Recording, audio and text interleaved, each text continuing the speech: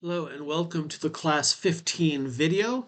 Today we will be starting the unit on cognitive bias and psychological approaches to critical thinking.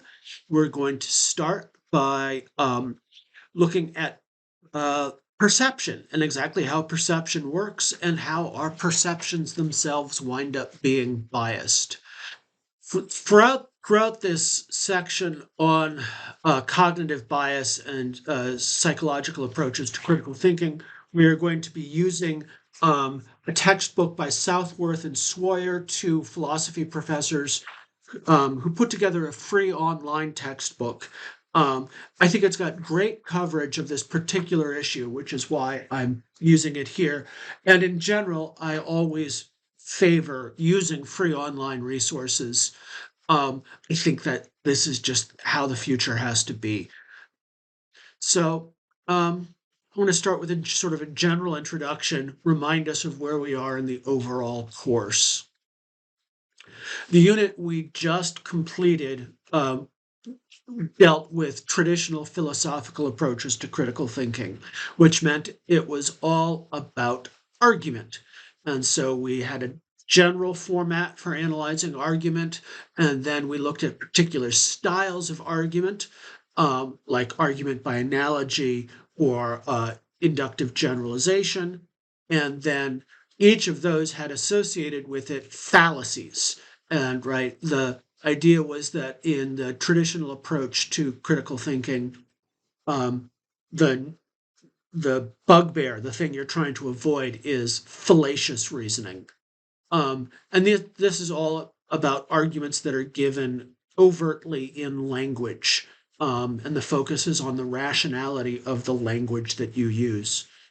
Now we're moving on to psychology, and we're going to move from overt arguments given in language to unconscious mental processes. And here our focus will be on cognitive bias. Cognitive biases also look like mistakes in reasoning, but they don't necessarily mean that you're going from one belief to another, right? Arguments started out with premises, which are sets of things you should believe, and then move to a conclusion, which is another thing that you should consciously believe, that the speaker wants you to consciously believe. Cognitive biases might involve overt beliefs, conscious beliefs, but they might be unconscious beliefs. They might not even be beliefs at all, and that's part of what's going to come out here in the section on perception, where we start not with a belief, but with what we're just going to call a stimulus. Okay. As I said in the class that introduced the discussion of cognitive bias, the study began with Amos Tversky and Daniel Kahneman, two psychologists working in Israel who had a knack for developing these clever experiments that would expose irrationalities in the way people think, and not just irrationalities. It's easy enough to find people being irrational, but systematic irrationalities, ways in which people consistently made the same mistake. And so here you begin to think about irrationality not just as failure to obey the rules of good argument, but a thing in itself that's going on in the mind. So a lot of what they did originally was identifying what they called heuristics, which were shortcut methods for drawing inferences that work most of the time, but sometimes lead to mistakes in common contexts. So the example I gave in the first class on this was a form of anchoring bias that they first studied by giving people math problems, just arithmetic problems, and not giving them enough time to not giving the subjects enough time to solve the problem. And as a result, they had to use an anchor, and the anchor distorted their reasoning. So this was called a heuristic because it's a cognitive shortcut. It works most of the time, especially when you don't have much time, but it actually leads to systematic mistakes. And so the idea of the anchoring bias, which first came up in the study of where people are given math problems and not enough time to solve them, also comes up, for instance, when you are someone's trying to sell you something, like the waiter comes up and asks which wine you want with dinner, um, and he first offers you a really expensive wine, um, and so that the next one looks cheaper. This was also in the Calvin and Hobbes comic, where Calvin asks to ride his tricycle off the roof, and then which is supposed to make um, uh, Calvin and Hobbes the kid and talking with his mother, right? So he makes an unreasonable request, and then he asks his mother for a cookie, and that's supposed to look more reasonable. So these were all examples of anchoring bias. This is a heuristic is the general category here because it's a cognitive shortcut that works most of the time, but leads to mistakes in some situations. The idea of a heuristic was sort of generalized to the idea of a cognitive bias. Um, and a cognitive bias is now any widespread distortion in the way people think. Often it's not a matter of explicit belief. And generally, these are assumed to be like heuristics in that they probably serve some purpose in the way our brains are designed. For instance, evolutionarily, our brains evolved to think this way, but it's not always useful. So the idea with reintroducing these two terms from the previous class is that these are the two general categories of things we're going to be working with, right? When we take a psychological approach to critical thinking, we're going to be looking at cognitive biases in general. A cognitive bias is the general category of what we're looking at. Cognitive bias is a widespread, systematic distortion in the way people think. One specific kind of cognitive bias, an explanation for why we have these biases, is that they are heuristics. And a heuristic is a kind of cognitive bias that acts as a useful shortcut, but like any shortcut, it can be a mistake in some contexts. Okay, so for the in-person class now, I'm going to ask people to do the first exercise in the exercises that were taken from Southworth and Swire. If you've already done the exercises, you can just continue the video. If you haven't, then go ahead and answer this first question now. Okay, so that first question just asked you to recall a time that you perceived something but were mistaken, right? And really, the point for that is to provide a kind of emotional anchor or a memory anchor um, that will you can return to throughout the rest of this discussion. Because essentially, what we're going to talk about is ways that our perceptions can fool us. Our instinct is to say that seeing is believing. We see it, it's true. But if we want to understand all the ways that our mind is biased, we need to understand all the ways that perception isn't straightforward. We want to think that perception just gives us direct, immediate knowledge, perfect knowledge of the facts. But honestly, that very first exercise right there, remember a time where you thought you saw something and it was wrong, lets you know that perception isn't that simple. So the first subsection here is going to be about how perception works. And then after that, we're going to talk about biases in perception. And now, obviously, how perception works is a really complicated topic. You can get a PhD in just one sense, right?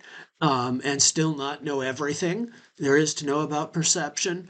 But really, all we're going to do here is talk about Well, a single basic fact about perception. And so this is the chapter summary. As far as I'm concerned, this captures everything you need to know about, well, not everything you need to know. This summarizes the basic message of the reading.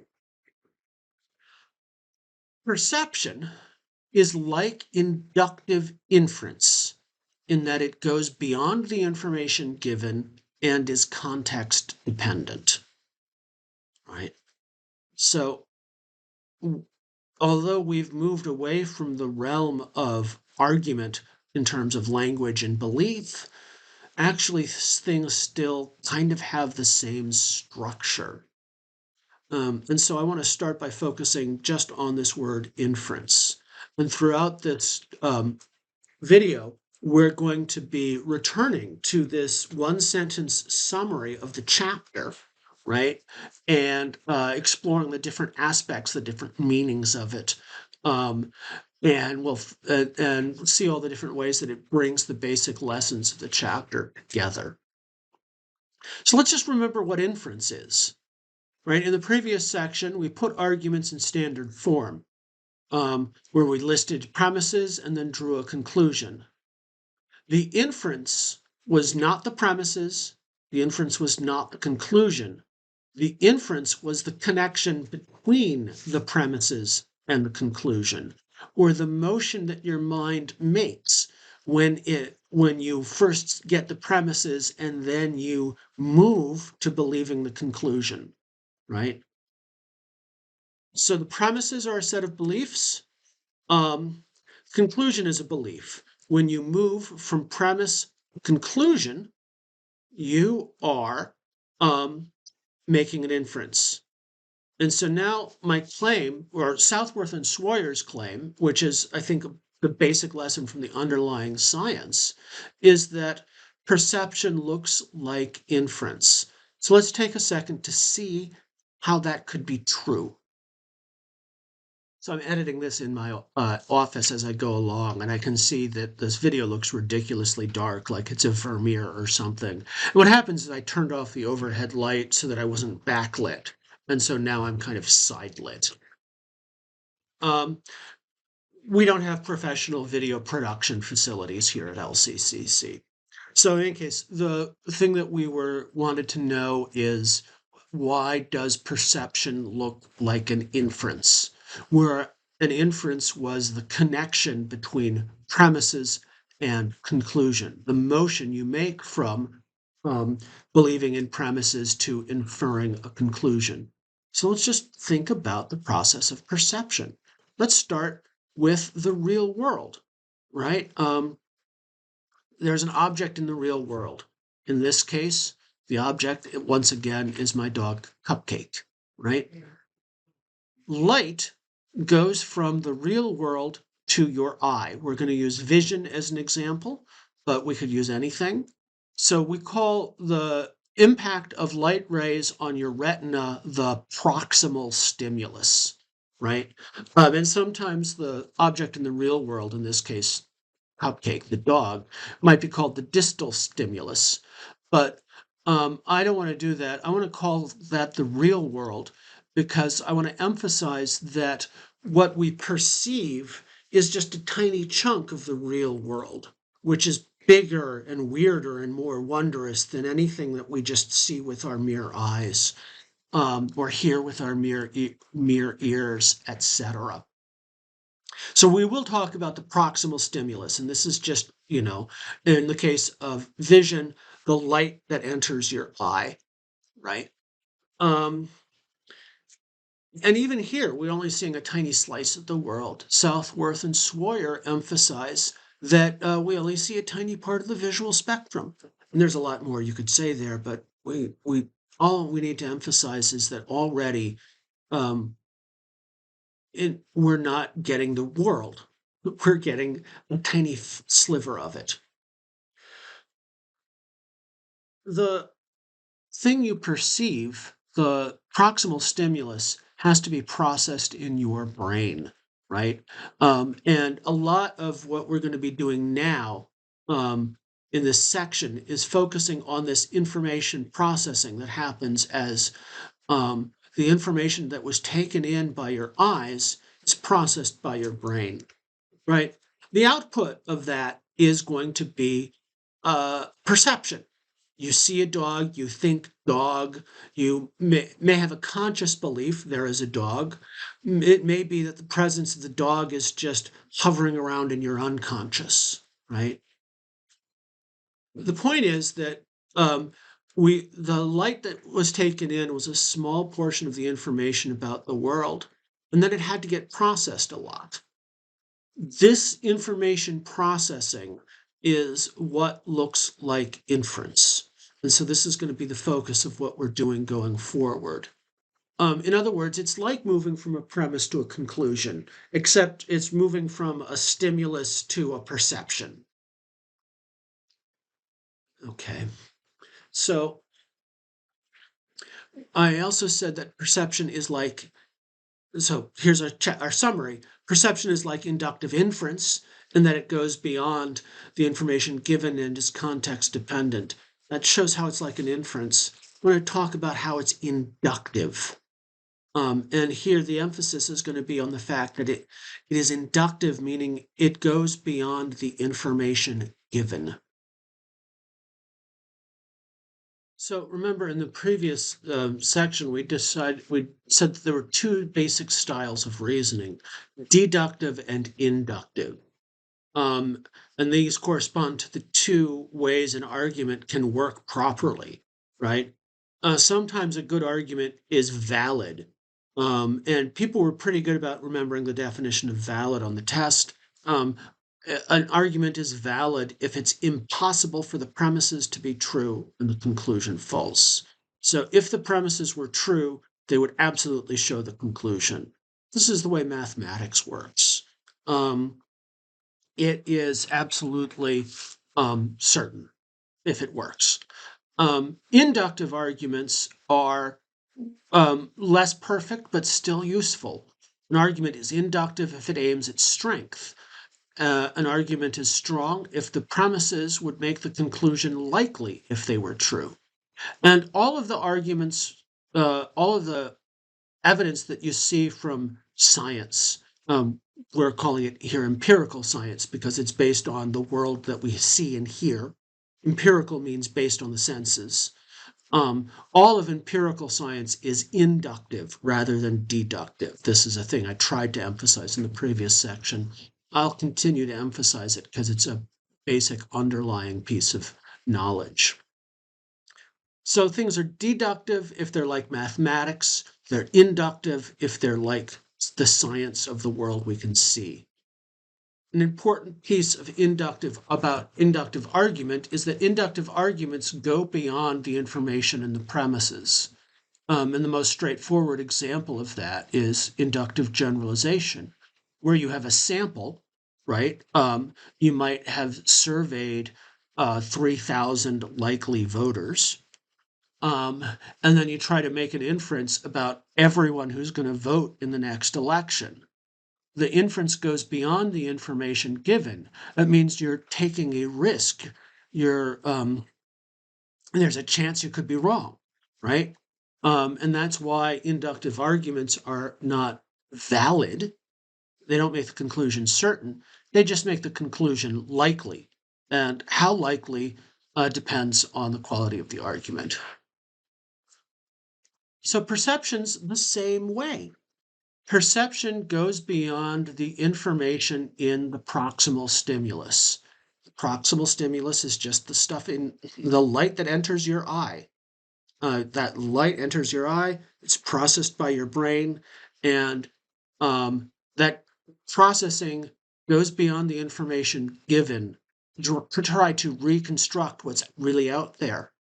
And it's inductive. That means it can go wrong, right? So in general, we say that as the information goes from your eye into your brain and it becomes perception, we have information processing. So we transfer the information in the input to the information in the output. One of the things that Southworth and Swire emphasizes is that two kinds of processing go on in perception. There's bottom-up processing and top-down processing. Bottom-up processing has to do with the way that the information that goes from your eye is changed based on what the properties that are in the information itself. So, for instance, the image on your retina is not the thing in the world. It is two-dimensional and upside down, right? So that has to be, from that two-dimensional image, you have to reconstruct a three-dimensional image. That processing is called bottom-up processing. You're just recreating a three-dimensional world from the two-dimensional image on the back of your retina. We also have top-down processing, and this is processing based on your prior sensory information and your prior beliefs, right? It's based on your expectations of what you're going to see. So bottom-up processing does not involve your existing beliefs and desires, but the top-down processing does involve your existing beliefs and desires. All right. So now we're beginning to get into the ways in which perception is not knowledge. Just seeing is not on its own believing, or at least it shouldn't be. One issue here is attentional filtering. This is a fancy phrase, but it's actually pretty straightforward. When we perceive things, we select what objects to pay attention to and ignore the rest. And this happens both consciously and unconsciously. The example given in the book, I think, is a very good one. You're in a crowded room. There are lots of conversations going on. All the conversations merge into this general sort of. But if someone is talking to you directly, you focus your attention on them, and that the sound of their voice then stands out from the rest of the sound of the crowd, right? Your attention filters out some information and focuses on others. And of course, this process can go wrong in embarrassing ways. Maybe the couple behind you is having a loud breakup, and you can't focus on the person in front of you because you keep hearing the couple behind you. It's a made-up example, but I think you know the kind of thing I mean, right? So again, perception is not straightforward. You don't actually hear the person in front of you anymore because you were distracted by someone else. That is attentional filtering. Your attention is filters out some of the information that you're given. All right, so the next exercise is actually about perceptual filtering. And again, we're asking you to come up with a personal example to help make this real for you. All right, I want to talk about two more aspects of the way perception works before we move on to talking about biases directly, right? I want to talk first of all about perceptual constancies and ambiguous figures. So this is just a clip from the text. Perpetual constancies are things that stay constant in your perception. And the examples that are immediately given are shape, size, and distance in visual perception, right? So we all know that objects close to you look bigger than objects farther away. But most of the time, you don't perceive them as getting larger or smaller, right? You don't perceive this pen as getting larger until it takes up the screen. You perceive the pen as getting closer. Holding the size of the object constant in your visual perception is called a perceptual constancy.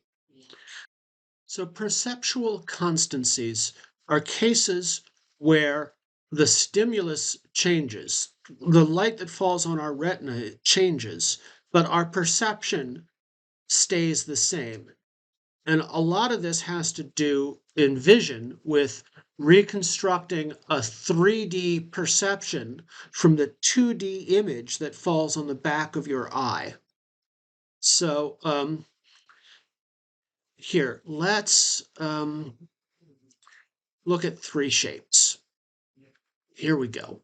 These are three different shapes. If I showed you them, you'd say, well, those are three different shapes. I got two ovals and a circle, right? On the other hand, if you see this shape and then this shape and then this shape, you don't see three shapes anymore. You see one shape rotated. When you reconstruct the 3D image of a football, right? You take a 2D image that changes and begin to think about it again as a single shape in 3 dimensions viewed from different sides, right? So perpetual constancies are situations where we have different input, but the same output. The image changes, but we still see it as one shape, either closer or rotated or something like that. What that means is that the same stimulus is not necessary for the same perception. We're talking about the difference between stimulus, the thing that falls on your eye, or the thing that vibrates the little bone in your ear, and the perception, what you actually perceive, or what you hear or see. And sometimes the input changes, but the perception stays the same. We can also talk about ambiguous figures, and a lot of these optical illusions are familiar. They might have been the same things you've seen since childhood, right? Standard example is something like this, where you might see a vase, or you might see two faces, and in fact, as your attention shifts from the center of the object to the edges of the object, your perception might just can flip back and forth between seeing it as a vase and seeing it as two faces. So here's a meme I saw recently. It turns out that Wolverine, the comic book character, actually looks like two Batmen kissing, or Batmans kissing. So, right, you can blot out part of the image and you can see the profile of a Batman, the Batman. And you put the image together, you get two of them. And so again, this is an ambiguous figure. It could be the same stimulus can be viewed two ways. All right. So with a perpetual constancy, you have different input and the same output. With ambiguous figures, you have the same input and different output. And what this means is that having the same stimulus is neither necessary nor sufficient for having the same perception. There is a disconnect between what hits our eye and what we hear, or what hits our eye and what we see, between what vibrates our eardrum and what we hear, right? The same input can lead to different outputs, and different inputs can lead to the same output. Okay, so now we're in a position to talk about what biases are built into our perceptions. And the to some extent, we've already talked about biases because we talked about attentional filtering, and we talked about top-down processing. So we know that our prior beliefs can affect what we perceive, and that a lot of what we perceive involves filtering out information that we're not paying attention to. But to see the bias of perception, I actually just want to return to our one-sentence chapter summary. Perception is like inductive inference in that it goes beyond the information given and is context dependent. So we said that the inference was, the connection between premise and conclusion in an argument. And perception is like that because the information processing that goes on when things move, for instance, from your eye to your brain, it looks like the moving from a premise to a conclusion, right? Also, it looks like an inductive inference because you're going beyond the amount of information given. If you make an inductive generalization, you conclude from a sample, such as a sample of 3,000 likely voters, something about the whole population, how people are going to vote in the next election. You're moving beyond the information given. Same thing happens in perception. The amount of information that is and that enters your eye is small, and we have to do things like reconstruct a 3D image, right? So the last thing I want to talk about here is the way that the way that perception is context dependent. And so I'm going to show you, I guess it's an optical illusion. It's an ambiguous figure from the text, right? So look at what the middle here. And look, the number in the middle looks like the number 13, 12, 13, 14. But this figure is actually ambiguous. Here, we can change it this way. And now the 13 looks like a B, A, B, C. We put them both together and we have another ambiguous figure like the vase with two faces, or like Wolverine and two Batmen kissing. The 13 can change to a B depending upon where you focus your attention, right? So this gets us to the idea of a perceptual set. And this is going to be the main idea that we use to discuss bias in perception.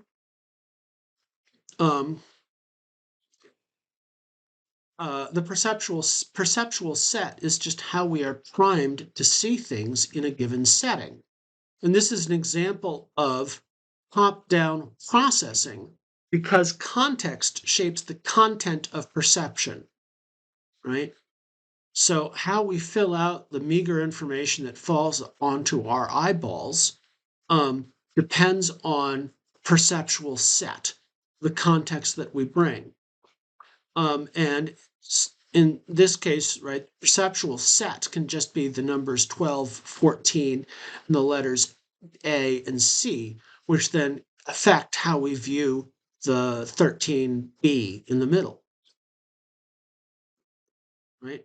So this is an example of top-down processing. So, I mean, misperception is far from rare. And so there are three easy examples that are given in the textbook. You see someone from a distance, and you thought you knew who they were. You get closer, and you realize that they're not who you thought at all. This is a common trope in romantic comedies. You see a character from the back that looks like the love interest from a distance, and it turns out to be someone else. And the idea is that, if you're in love, you're actually seeing the person you love everywhere. That's a common bit of,